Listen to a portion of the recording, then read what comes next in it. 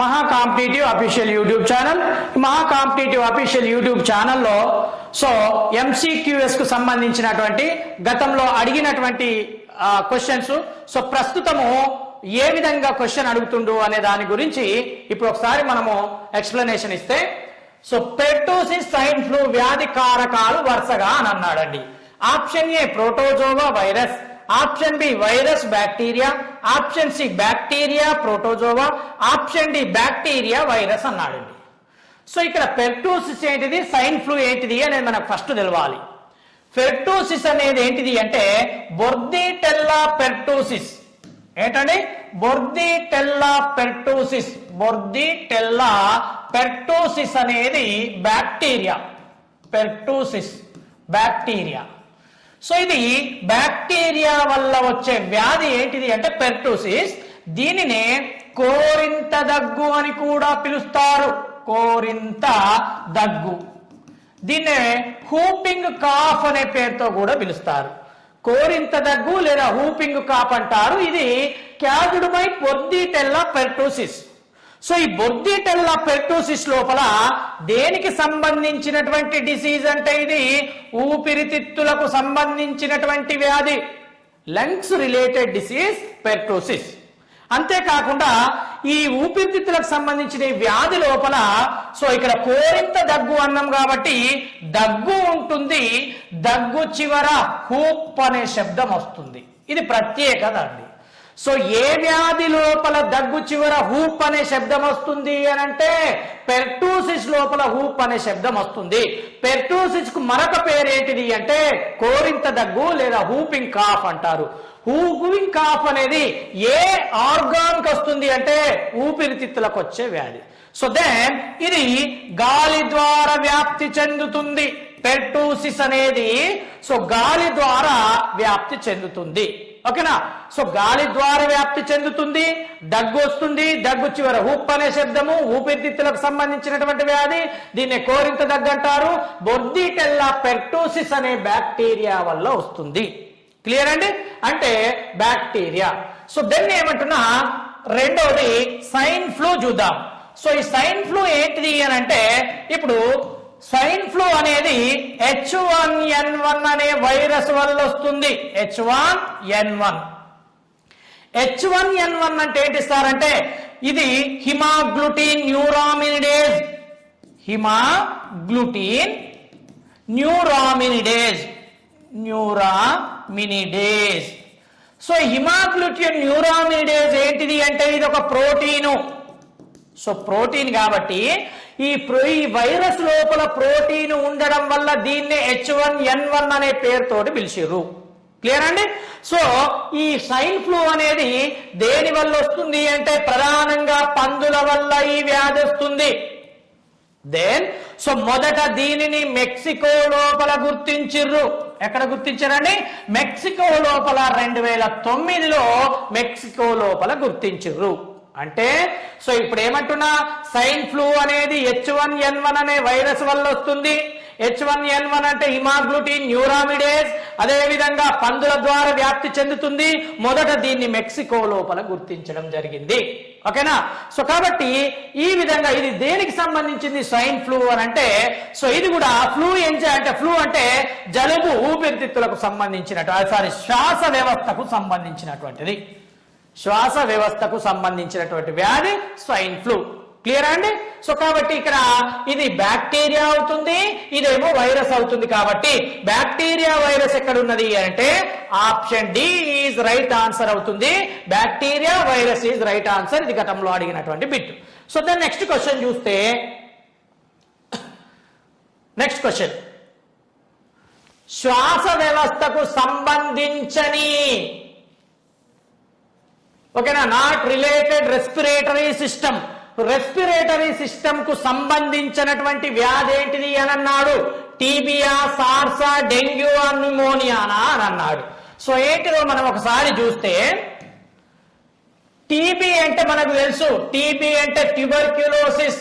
దీన్నే క్షయవ్యాధి అంటారు. దీనినే నిశ్శబ్ద హంతకి అంటారు. నిశ్శబ్ద హంతకి, క్షయవ్యాధి. అదే విధంగా silent killer. Silent killer. Clear అండి? సో సైలెంట్ కిల్లర్, నిశ్శబ్దాంతకి, క్షయవ్యాధి, టీబీ. సో ఈ టీబీ ఏ విధంగా వస్తుంది అని అంటే మైక్రోబాక్టీరియం ట్యూబర్క్యులోసిస్, మైక్రోబాక్టీరియం ట్యూబర్క్యులోసిస్ అనే బ్యాక్టీరియా వల్ల వస్తుంది. మైక్రోబాక్టీరియం ట్యూబర్క్యులోసిస్ అనే బ్యాక్టీరియా వల్ల టీబీ వస్తుంది. ఈ టీబీ యొక్క అధ్యయనాన్ని థీసియాలజీ అంటారు. ఏమన్నమండి? థీసియాలజీ. ఓకేనా? స్టడీ ఆఫ్ టీజ్ కాల్డ్ టు థీసియాలజీ అనే పేరుతో పిలుస్తారు. శ్లేష్మంతో కూడిన దగ్గు, శ్లేష్మంతో కూడినటువంటి దగ్గు వస్తుంది. అంతేకాకుండా జ్వరం వస్తుంది, నీరసము, దగ్గు, జ్వరము ప్లస్ నీరసం ఏర్పడి మరణిస్తాడు. కాబట్టి దీనినే సైలెంట్ కిల్లర్ లేదా నిశ్శబ్ద హంతకి అనే పేరుతోటి పిలుస్తారు. క్లియర్ అండి? సో దెన్ ఇప్పుడు దీనికోసము, ఈ నిర్ధారణ కోసము, టీబీ నిర్ధారణ కోసము మాంటాక్స్ పరీక్షను చేస్తారు. మాంటాక్స్ పరీక్ష. So diagnosis is Mantoux test. Mantoux పరీక్ష ద్వారా టీబీని నిర్ధారిస్తారు. అంతేకాకుండా దీని నివారణ కోసము చిన్న పిల్లలకు బీసీజీ అనే టీకాలు, బీసీజీ టీకాలు ఎవరికి? చిన్న పిల్లలకు బీసీజీ టీకాలు, బాసిల్లస్ కాల్మేట్ గొరైన్ అనే టీకాలను ఇస్తారు.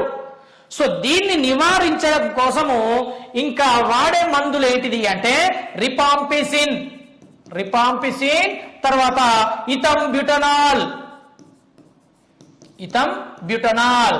రిపాంపిసిన్, ఇథంబ్యూటనాల్, సాలిసిలిక్ ఆమ్లం వంటి మందులను ఉపయోగించడం ద్వారా, సో మనం టీబీ నుంచి రక్షించుకోవచ్చు. అంతేకాకుండా ఇప్పుడు ఈ టీబీ లోపల భాగంగానే సో 2018వ సంవత్సరం లోపల ఏంటంటే ఎండు టీబీ, 2018 లోపల ఎండు టీబీ కార్యక్రమాన్ని ప్రవేశపెట్టారు. 2019 లోపల ఏం చెప్పారు అంటే 2019 లోపల టీబీ హరేగా దేశ్ జీతేగా అనే కార్యక్రమాన్ని చేపట్టారు. సో టీబీ హరేగా దేశ్ జీతే లోపల ముఖ్య ఉద్దేశం ఏంటిది అంటే 2025వ సంవత్సరం వరకు పూర్తిగా భారతదేశం లోపల క్షయవ్యాధి నిర్మూలించబడాలి. కాబట్టి 2019 లోపల టీబీ హరేగా దేశ్ జీతేగా కార్యక్రమం లోపల సో ఏం ప్రవేశపెట్టిందంటే 2025 వరకు భారతదేశం పూర్తిగా టీబీ నిర్మూలించబడాలి అని ఆ కార్యక్రమాన్ని, సదస్సును ఏర్పాటు చేయడం జరిగింది. ఓకేనా? సో టీబీ పేషెంట్ల కట ప్రతి నెల ఎవరు సెంట్రల్ గవర్నమెంట్ నిక్షయ్ పోషణ్ అభియాన్ కింద, ఏంటండి? నిక్షయ్ పోషణ్ అభియాన్ కింద 500 రూపాయలను పింఛన్ ఇస్తారు. దెన్ లాస్ట్ ఏమంటున్నా, టీబీ కంట్రోలింగ్ డే మార్చి 24.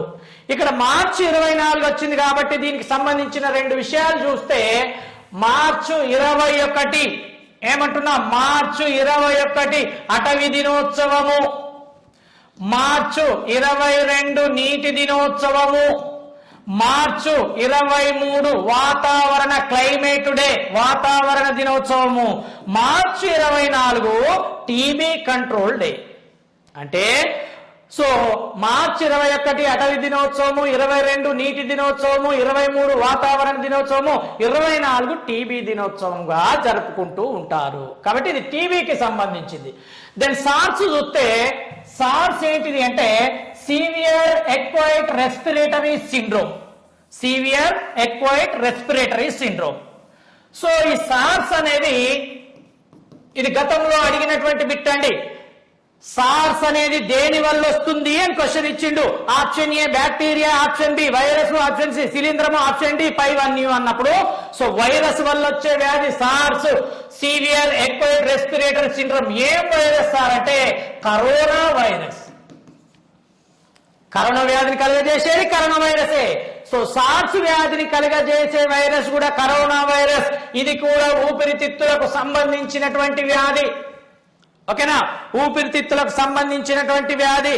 దీని సో ఈ వ్యాధి లోపల కూడా జ్వరం ఉంటుంది, ప్లస్ అదే విధంగా శ్వాస వ్యవస్థ నొప్పిగా ఉంటుంది. నివారణ కోసము అజిత్రోమైసిన్ ఏమన్నా అండి, అజిత్రోమైసిన్ అనే మందును వాడడం ద్వారా దీని నుంచి కొంతవరకు మనము ఉపశమనమును పొందొచ్చు. దెన్ సో డెంగ్యూ చూసినట్లయితే డెంగ్యూ ఫ్లావీ వైరస్ వల్ల వస్తుంది. వైరస్ పేరు ఫ్లావీ వైరస్. ఓకేనా? సో ఇక్కడ ఇంపార్టెంట్ ఏంటిదంటే మొట్టమొదట గుర్తించినటువంటి వైరస్ వ్యాధి ఏంటిది అంటే డెంగ్యూ. మొదట గుర్తించిన వైరల్ ఫీవర్, మొదట గుర్తించినటువంటి వైరల్ ఫీవర్ ఏంటిది అంటే డెంగ్యూ. క్లియర్ అండి?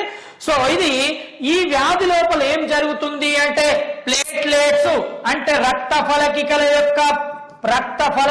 యొక్క సంఖ్య తగ్గిపోతూ ఉంటుంది. రక్త ఫలకికల సంఖ్య తగ్గిపోతూ ఉంటుంది. సో దెన్ న్యూమోనియా చూస్తే స్ట్రెప్టోకోకస్ న్యూమోనియా అనేది బ్యాక్టీరియా వల్ల వస్తుంది. ఓకేనా అండి? సో స్ట్రెప్టోకోకస్ న్యూమోనియా బ్యాక్టీరియా వల్ల వస్తుంది. ఇది కూడా ఊపిరితిత్తులకు సంబంధించినటువంటి వ్యాధి. మనకేమిచ్చిండు? ఊపిరితిత్తులకు శ్వాస వ్యవస్థకు సంబంధించినటువంటి వ్యాధి అని అన్నాడు.